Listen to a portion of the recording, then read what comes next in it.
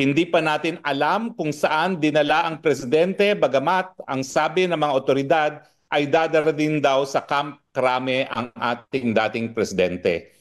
Mga kababayan, inaresto na po ang ating dating presidente Rodrigo Roa Duterte. Nasa kamay na po siya ng kapulisan matapos ang kanyang matagumpay na pagpunta ng Hong Kong kung saan siya po ay humarap sa mga miyembro ng KOJC at nangampanya para sa kanyang senatorial team, no?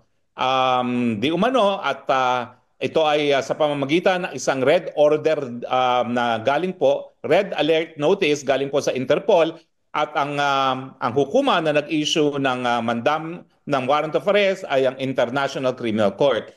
Ulitin ko po, isang dating profesor ng international law at miyembro ng ICC bar, wala pong visa yung warrant of arrest na yan dahil ang warrant of arrest na yung po yan ay in-issue na hindi na tayo miyembro ng ICC.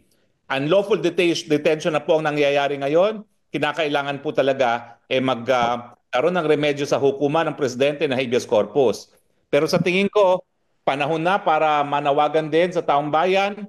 Nandyan daw po sa krame ang ating presidente. Kinakailangan po siguro tayo magtipon-tipon na. Ipakita na natin na tayo pikam-pika na, no, sa mga pangyayari dito sa Pilipinas na nagkakaroon ng mga illegal arrest, lalong-lalo na sa dating presidente Rodrigo Roa Duterte. Sasabihin lang po natin kayo kung nasan talaga ang whereabouts ngayon ng ating presidente at kung nalaman natin kung saan ang whereabouts, doon po tayo magtitipon-tipon, ha?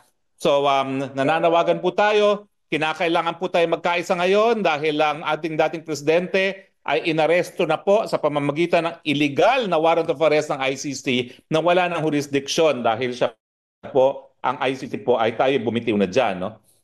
Pwede lang po tayo makipagtulungan dyan kung ang preliminary investigation ay nasimulan 1 taon matapos tayong bumitiw sa ICC pero hindi po pangalawang taon. Prof. Ana, bumati ka muna sa ating mga televiewers sa araw na ito na meron tayong napakalungkot na balita na ginurakan na naman ang ating demokrasya dito sa Pilipinas. Ako po, ang aking suggestion, mga kapwa vloggers, manawagan na tayo sa taong bayan na magtungo na sa EDSA dahil diyan naman talaga dadali ng presidente, no? Dahil diyan ang opisina ng PNP, no? At hindi ko maisip kung bakit dadalhin pa nila sa ibang lugar yan na kung ang pag-aresto nga ay sang-ayon sa isang red notice alert, no? Now, lilinawin ko lang po, hindi po automatic yan na palibasa inaresto ng kapulisan sang-ayon sa isang warrant of arrest ng ICC ay po pwede na siyang isakay sa eroplano patungo ng dahig, no? Sang-ayon po sa Rome Statute, dadaan pa po yan sa Regional Trial Court.